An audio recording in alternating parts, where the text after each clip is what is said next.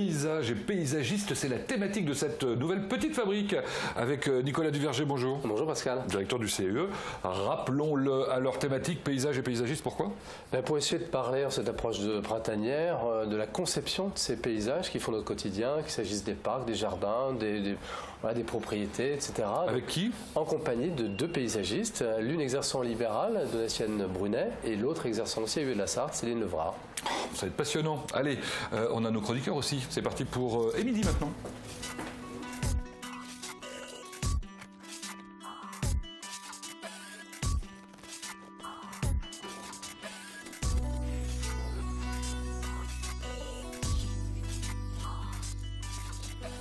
On est parfaitement dans la thématique annoncée avec Émilie Rodriguez. Bonjour. Bonjour. Pascal. Alors, Émilie, jardiner sa ville ou son village, c'est quoi? Alors c'est la 5e édition, en fait c'est une journée consacrée au thème du paysage, du grand paysage chaque année. La dernière fois c'était les cimetières. Oui, et cette année on va plutôt traiter du concours Ville et Village Fleuris, donc qui a changé un petit peu son mode de pratique pour décerner en fait les fleurs que l'on retrouve dans les villes et villages. C'est vrai que les villes ou villages qui en ont sont particulièrement fiers de les avoir en général. Voilà. Comment se déroule la journée? Alors en 2 temps, on a une première partie le matin avec des conférences, donc voilà, pour traiter du sujet, et puis l'après-midi plutôt des visites sur site. Qui y participe ou qui peut y participer? Alors essentiellement les élus et les techniciens espaces verts de chaque commune de la Sarthe sur inscription. Bon, évidemment c'est une organisation CAE, mais pas seulement. Non, on est en partenariat avec l'association des maires et des adjoints de la Sarthe et puis Sarthe Développement qui est en fait l'organisateur Ville et Village Fleuris sur le département. Bon, ça a toujours beaucoup de succès. Combien de personnes? Énormément, puisqu'on est à peu près à 120 personnes à chaque fois sur cette journée qui se déroulera le 17 avril à Savigny-l'Évêque. Voilà, c'était l'information qui nous manquait. Donc, en général, les participants repartent ravis, pourvu que ce soit le cas de nouveau cette année. Merci Émilie. Je vous en prie. À la prochaine fois. Bien entendu. Bonne idée.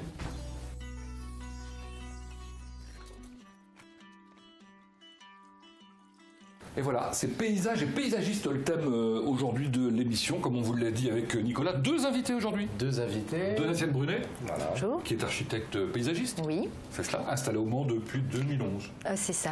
Bon, vous allez nous en parler tout à l'heure, oui, en détail évidemment. Et Céline Levrard, qu'on connaît bien. Bonjour. Vous êtes architecte paysagiste aussi. Vous êtes au CEE. Oui, tout à fait. Et alors, justement, c'est ce qu'on va découvrir dans cette première partie. Comment vous abordez ce travail au CEE et dans quelles circonstances? Alors il y a plusieurs possibilités, mais c'est vrai que ce qui est intéressant au CEE, c'est que lorsque les communes font appel en fait au CEE le plus en amont possible, du coup on va pouvoir définir avec eux les enjeux, la problématique, un programme par rapport à une donnée précise, et du coup suite à cela on va pouvoir enclencher un appel d'offres pour choisir en fait des bureaux d'études tels que en fait celui éventuellement de Donatienne qui pourra répondre justement à cet appel d'offres et faire le projet plus dans le détail. C'est ce qui s'est passé alors pour ce qu'on va découvrir dans un instant, Marigné-Laillé. Alors ça n'est pas le Laillé, hein, c'est pas sur l'ancienne nationale, c'est bien le village qui est oui, parce que la commune est la jonction, l'association de ces 2 entités.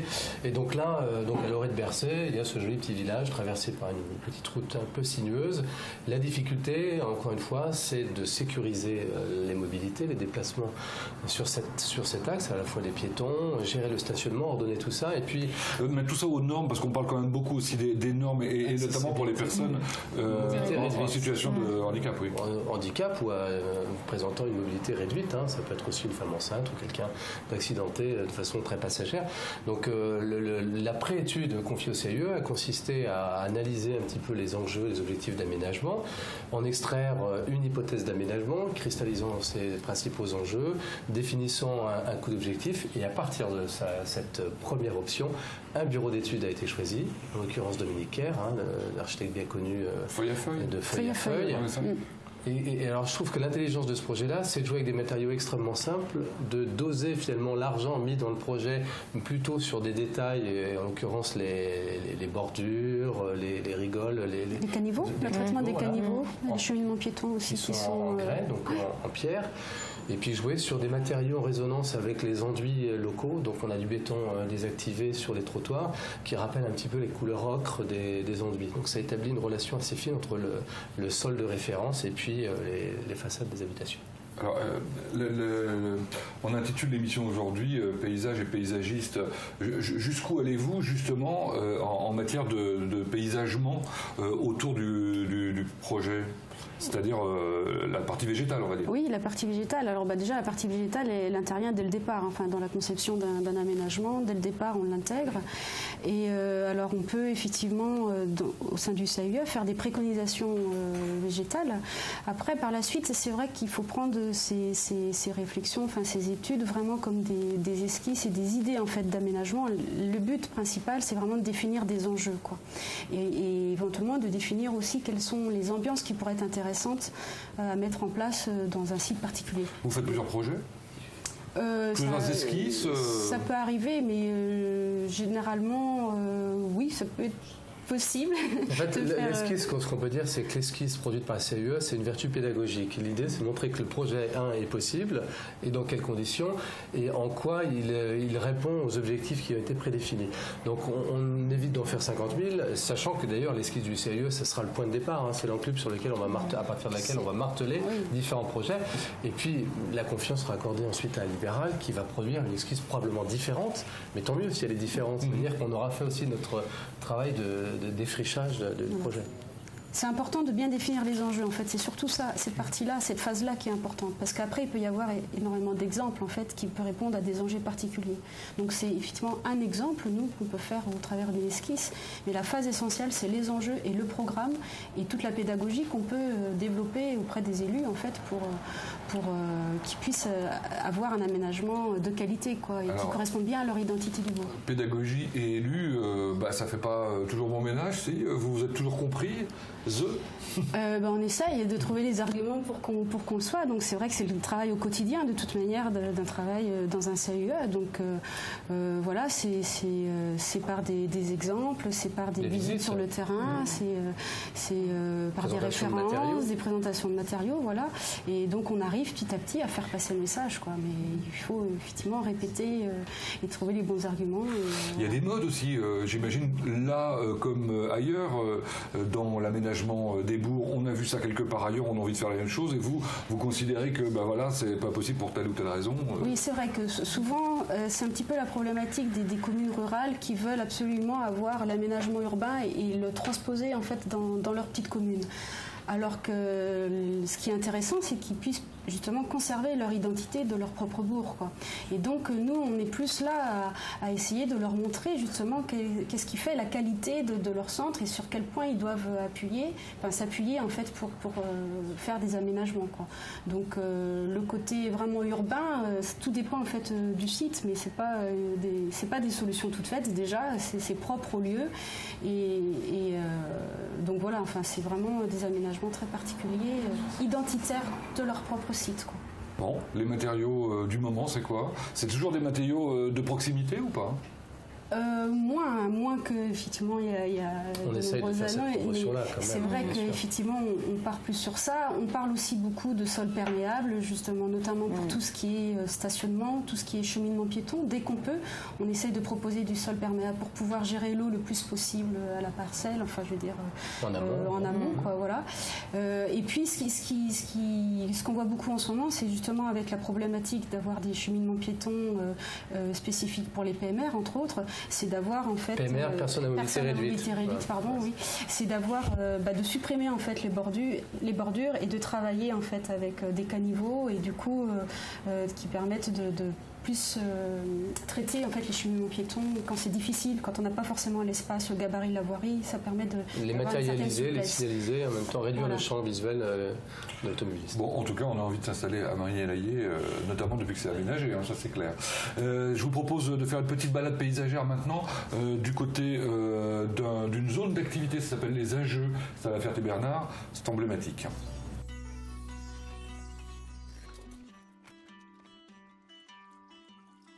Voilà, les Ageux, donc je disais emblématique. Pourquoi emblématique ?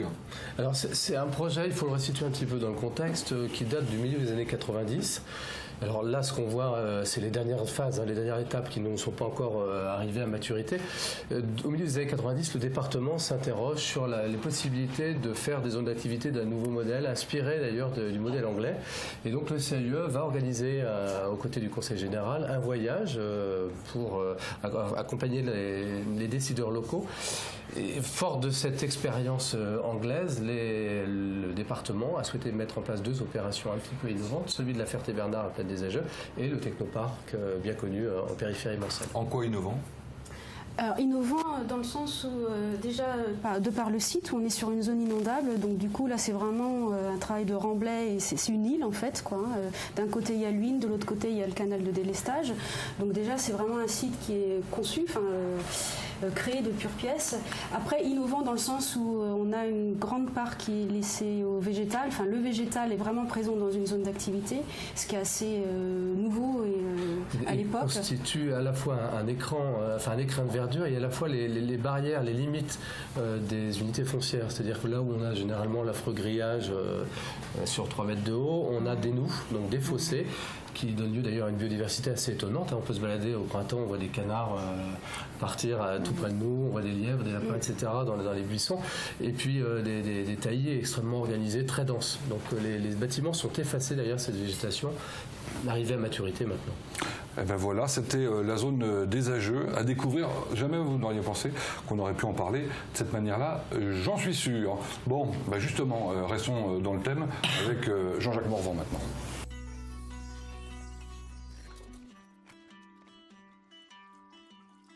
On va parler maintenant de quelque chose d'assez exceptionnel, ça s'appelle les cités-jardins. C'est bien dans le thème évidemment avec Jean-Jacques Morvan, bonjour.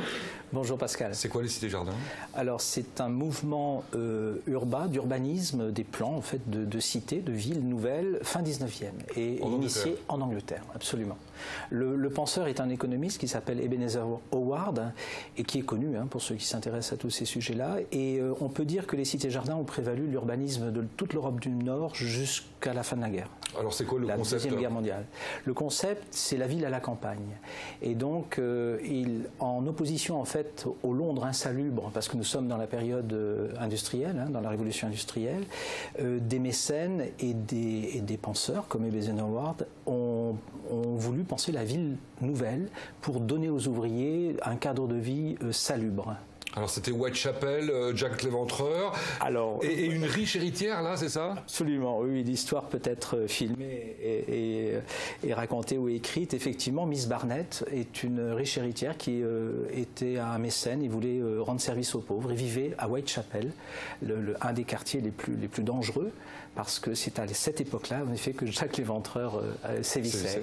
Et donc, ce mécène a acheté des terrains à la sortie de Londres, qui s'appelle Hampstead, ça s'appelle toujours comme ça, et donc a lancé une opération d'urbanisme d'envergure avec un taux de remplissage de logements ouvriers de 30% sur l'opération, parce qu'il fallait effectivement équilibrer, même à l'époque, surtout à l'époque, équilibrer aussi les charges foncières. Une trame paysagère très forte? Oui, absolument, basée sur la simplicité, et deux architectes ont été recrutés par Miss Barnett, Raymond Unwin et Parker, et ils ont donc travaillé sur la ville nouvelle de cette période-là, avec un parti paysager très très fort, puisque le numerus clausus était de 30 maisons à l'hectare. Donc on imagine bien que les parcs et jardins prenaient une grande importance. Et pour terminer, il y a quelque chose qui était important, c'était l'espace commun central qui s'appelait les closes. Oui, alors tout est articulé et c'est encore complètement ancré dans la mentalité anglaise, pour prendre l'Angleterre,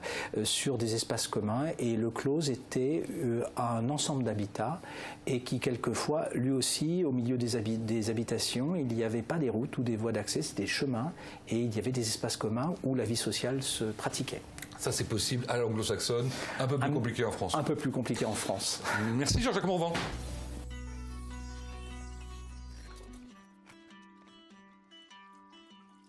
fait maintenant la séquence portrait d'architecte paysagiste aujourd'hui avec Donatienne Brunet. Alors voilà, j'ai regardé un peu votre parcours, votre cursus. Vous avez commencé par un diplôme d'études fondamentales en architecture. Voilà, oui, j'ai commencé par 2 ans à l'école d'architecture de Bordeaux. Donc ensuite, au bout des 2 ans, j'ai passé le concours pour rentrer à l'école de paysage, qui est une école en 4 ans. Et donc voilà, j'ai bifurqué de l'architecture à l'architecture de paysage. Mais vous êtes quand même DPLG, alors ça c'est toujours des sigles qui m'amusent beaucoup. On voit toujours architecte DPLG. Oui. Les architectes qui ne sont pas DPLG? Alors maintenant, les architectes ne sont plus DPLG, ils sont diplômés d'État et passent ensuite une habilitation à l'exercice de la maîtrise d'ouvrage de la maîtrise d'œuvre en nom propre, une HMO, c'est un peu compliqué, en remplacement du diplômé par le gouvernement antérieur. Alors pourquoi vous avez bifurqué? Eh bien parce que moi je voulais travailler essentiellement sur la matière vivante en fait. L'architecture ça m'intéressait de travailler sur le cadre de vie des gens, des personnes. Donc en architecture on travaille essentiellement pour des bâtiments privés. Et moi ce que je souhaitais c'est plus travailler sur l'espace public et vraiment sur la matière vivante. Donc c'est complètement différent dans l'appréhension, c'est vraiment différent. Évidemment parce que ça évolue en permanence. Un bâtiment ça bouge pas trop en général. Enfin, ça devrait pas trop bouger. Il évolue en fonction des usages. Voilà. Alors que un paysage, ça n'est jamais la même chose d'une année sur l'autre. Ça grandit, en fait, ça évolue plutôt positivement. C'est-à-dire qu'au début, il faut laisser le temps à la végétation de se développer. Donc nous, en général, on plante des petits arbustes. Les aménagements qu'on crée, en fait, ils prennent vraiment toute leur ampleur à partir de 5 ans. Ils ont vraiment le visage qu'on souhaite leur donner à partir de ce moment-là. Alors dans cette émission, on a vu par le passé des projets en 3D d'architectes. On pouvait même se balader au milieu de ces projets en question. Vous faites des projets à la fois en 3D et en évolution dans le temps, au bout d'1 an, au bout de 3 ans, au bout de 5 ans, au bout de 20 ans? Alors nous, on travaille, en fait, on fait des croquis prospectifs. Ouais. C'est-à-dire que d'abord, on travaille en 2D, en plan. Ensuite, on fait des croquis pour montrer un petit peu l'aménagement sous tous ses angles. Voir les différents volumes et ensuite souvent en travaillant en coupe par des petites coupes on montre un petit peu l'évolution du végétal au fur et à mesure des années et la gestion aussi parce qu'en fonction du début des premières années de l'aménagement un aménagement il dure 20 ans, 30 ans et donc la gestion il évolue au cours des années donc on travaille aussi là-dessus, on monte des petits croquis qui montrent cet élément-là. Certains architectes ont des dadas un petit peu, on a vu des architectes privilégier le bois, d'autres la pierre, etc. On sait qu'il y a des mouvements maintenant d'associations végétales où les architectes paysagistes vont mettre des artichauts avec des plantes plus sauvages, du rutabaga, des choses comme ça. Est-ce que vous avez des marottes dans ce sens-là, c'est-à-dire qu'est-ce que vous avez un goût particulier pour l'association, l'innovation végétale? Nous, on essaye essentiellement de travailler avec des essences locales, en général. Dans l'aspect d'un concept de développement durable. Développement durable, des essences qui sont bien adaptées à leur milieu, et puis des essences qui sont aussi adaptées. On peut travailler avec du végétal caduc, persistant, les floraisons ne sont pas les mêmes aussi. Il y a aussi la taille du végétal à maturité pour éviter à terme un entretien trop important. Donc on travaille sur, on travaille vraiment. Donc on n'a pas un végétal farce, c'est vraiment en fonction des différentes situations, on adapte les choix des végétaux. Et on oublie que l'architecte paysagiste n'est pas non plus nécessairement jardinier. Il est là pour construire des espaces qui sont parfois très minéraux. On a des places de plus en plus minérales en centre-ville. Le paysage n'est pas nécessairement végétal. Vous avez raison de le préciser. Alors, on peut peut-être parler de quelques-uns de vos projets en cours de réalisation. Je crois que vous avez un projet d'un jardin à la résidence Mondrian assez original dans l'approche. Oui, alors là c'était donc on vient de livrer le jardin au mois de décembre là, toutes les plantations ont été réalisées. Donc on nous avait demandé en fait un jardin en 2 parties, c'est-à-dire qu'il y avait une partie pour l'ensemble des résidents et puis une autre partie qui était essentiellement pour les personnes atteintes de la maladie d'Alzheimer, donc un peu désorientées. Donc là il fallait vraiment qu'on approche les choses différemment, notamment sur le parcours, il fallait que ce soit un parcours sans impasse, vraiment que Il y avait aussi travaillé sur tout ce qui était saison pour leur rappeler un petit peu le temps qui passe, etc. Il y a un peu sensoriel en fait. Sensoriel sur les textures, sur les odeurs, sur les floraisons. Et dans la partie pour l'ensemble des résidents, on nous avait demandé de travailler en collaboration avec un kinésithérapeute qui nous a demandé de créer un parcours thérapeutique pour aider les personnes âgées à améliorer leur mobilité, enfin à rester un petit peu en bonne forme. Donc là, on a travaillé avec un menuisier du Mans et on a travaillé donc sur l'ensemble du mobilier du jardin. On a travaillé avec ce menuisier sur les bancs, adapté aussi en hauteur pour les personnes âgées. C'est quasiment du design en fait. En fait, on a travaillé sur la conception du mobilier, voilà, avec des matériaux, les mêmes matériaux pour l'ensemble du mobilier. Donc ça crée vraiment une cohérence sur l'ensemble du jardin. Je crois que vous avez travaillé aussi sur l'extension du cimetière de Mulsanne. De Mulsanne, oui, en effet, on nous a demandé de réaliser une étude de faisabilité pour l'extension du cimetière. Donc là, ils avaient besoin d'acquérir plus de terrain pour le cimetière. Donc là aussi, il faut faire appel à un architecte paysagiste. Voilà, si on souhaite avoir un cimetière un petit peu, dont la conception est un petit peu poussée, réfléchie en termes aussi paysagers. Donc là, on avait proposé deux versions d'aménagement. On nous a demandé uniquement l'étude de faisabilité pour permettre d'avoir un peu quelques idées sur ce qu'on pouvait faire. Et donc c'est l'extension du cimetière attenant au cimetière existant qui est séparé actuellement par un mur en pierre. Donc il fallait voir un petit peu comment on gérait la limite entre le cimetière existant et l'extension. Et au niveau du végétal, comment réduire aussi l'entretien pour les agents communaux qui l'entretiennent. Enfin, voilà. C'est une vraie problématique observée très couramment sur le département, qui rejoint d'ailleurs pratiquement la problématique de l'étalement urbain. Les cimetières sont enclavés, il faut trouver des possibilités d'extension et de renouvellement à l'intérieur, puisque les concessions arrivent à leur fin. Et donc comment amener du végétal et des espaces liés à de nouvelles pratiques funéraires. Et puis pour les cimetières, c'est ça. Maintenant, il y a les cavernes, le jardin du souvenir, etc. Donc il y a vraiment le développement aussi du végétal. En début d'émission avec Céline, on a évoqué l'aménagement de Marigny-l'Ailly. Alors vous êtes attelé à celui de la chapelle Saint-Rémy, c'est ça? Voilà, donc là c'était l'aménagement des abords de l'église. Et donc ils ont souhaité aménager les abords de l'église, notamment parce qu'ils souhaitaient aussi déplacer le monument aux morts et qu'ils souhaitaient le placer à cet endroit-là. Donc l'aménagement, c'était plus pour créer un socle à ce monument. Mais donc nous, on leur expliquait que le chevet de l'église qui venait juste de réhabiliter était magnifique aussi, que c'était intéressant d'en faire aussi un petit jardin. On a proposé un aménagement type jardin de curé avec des parterres de vivaces. Et aussi, on a proposé un élément structurant pour cet aménagement qui est un caniveau composé de pavés, comme on pourra le voir sur l'aménagement du bourg. Un caniveau avec trois rangs de pavés qui structure vraiment l'aménagement. Donc après, on a utilisé uniquement des matériaux assez peu coûteux et c'est vraiment ce caniveau pavé qui est... Pour terminer, c'est très divers votre métier, puisque vous faites aussi des zones d'activité. Alors comment on passe de l'un à l'autre comme ça, parce que c'est pas du tout les mêmes problématiques. Ah non, la zone d'activité, donc la problématique, c'est rendre attractif l'espace pour les entreprises qui vont choisir cette zone d'activité et pas une autre. Voilà. Et il y a énormément la question de l'entretien aussi pour la commune qui est très très fort. Limiter l'entretien. Limiter l'entretien. Donc c'est sûr que le végétal demande pas mal d'entretien par rapport à tout ce qui est surface minéralisée, enrobée, etc. Donc là, il faut vraiment éduquer. On peut avoir aussi des modes de gestion qui valorisent les déchets de taille issus de... C'est ça, pour faire ensuite du broyat. Mais en fait, il faut être équipé. Il faut que la collectivité soit équipée au niveau des outils pour faire tout cet entretien. Bien, merci Donatienne Brunet de nous avoir présenté votre métier bien passionnant. Ma foi, alors là on reste quand même un peu dans le thème parce qu'on va parler de paillage. De paillage avec Bernard. Avec Bernard, les bons tuyaux, évidemment. Allez, c'est parti.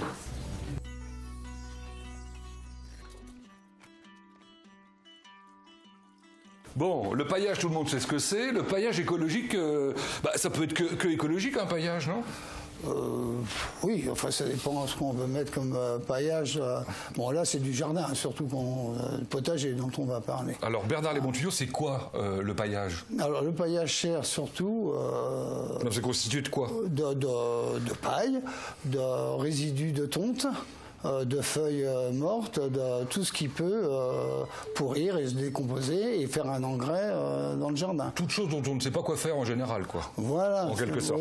Bon. Donc, alors ensuite, donc ce paillage, on l'applique où? Alors on l'applique dans le jardin notamment, et de façon à ce que les mauvaises herbes ou les herbes qui ne sont pas à leur place, je dirais, parce qu'il n'y a pas de mauvaises herbes pour moi, ne poussent pas trop vite.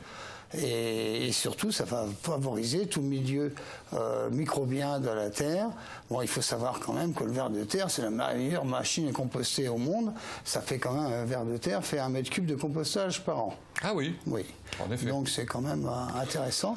Ça permet également de pas trop arroser, de même, pour ainsi dire, de pas arroser du tout. Si le printemps a été humide, il n'y a pas besoin d'arroser dans les terres. L'humidité reste sous le paillage, quoi. Ouais, ça reste dessous et toutes les petits insectes, les petits microbes, tous les micro-organismes qu'on a, qui sont 5 à 6 fois plus nombreux que nous, puissent travailler. Bah écoutez, très bien. Un bon tuyau avant de se quitter? Alors le bon tuyau, c'est justement quand on désherbe une planche de salade ou de rutabaga ou de poireaux, de carottes, c'est quand on enlève l'herbe, c'est de la laisser sur place. Parce que cette herbe-là va redonner, par sa décomposition, les minéraux qui ont fait que la terre l'a fait pousser parce qu'il lui manquait ces minéraux-là. Bon, arrêtez de nettoyer, c'est ça que ça veut dire?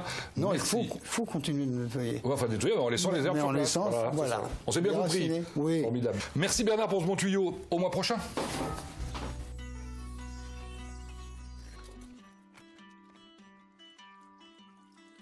Allez, comme d'habitude, on termine par une petite bibliographie, un choix ô combien utile fait par Nicolas. Voilà, une fiche pratique, enfin plutôt 2 fiches pratiques éditées par le CIE de la Vendée, disponibles auprès du CIE de la Sarthe, on travaille en réseau, les fonctions du paillis organique et les matériaux du paillis organique. Donc une publication relativement exhaustive sur voilà, la provenance de ces matériaux, leur usage, chez vous alors, au CIE, etc. Exactement. Créateur de jardins et de paysages en France de la Renaissance au début du 19e siècle, où il est question d'Olivier de Serres à partir du 16e jusqu'à Le Nôtre, enfin Ledoux, etc. Donc les plus grands créateurs de paysages en France. Bon, il y a le château du Grand-Lucé. Il n'y a pas le château du Grand-Lucé. On aurait pu, hein. On pourrait figurer, bien sûr. Ouais, tout à fait. Il y a des plans, c'est magnifique, ça donne envie. Exactement. Et alors là, plus contemporain, paysagistes, ceux qui ont marqué le siècle. Il est question essentiellement d'architectes paysagistes anglo-saxons, mais on y retrouve Gilles Clément, bien connu pour ses jardins en mouvement. Et donc des structures beaucoup plus contemporaines, en écho d'ailleurs à l'architecture moderne ou contemporaine. Vous êtes formidable, Nicolas Duverger. On va lire. Merci. Merci, mesdames. Merci. Merci, monsieur. On se retrouve dans un mois pour un prochain Petite Fabrique.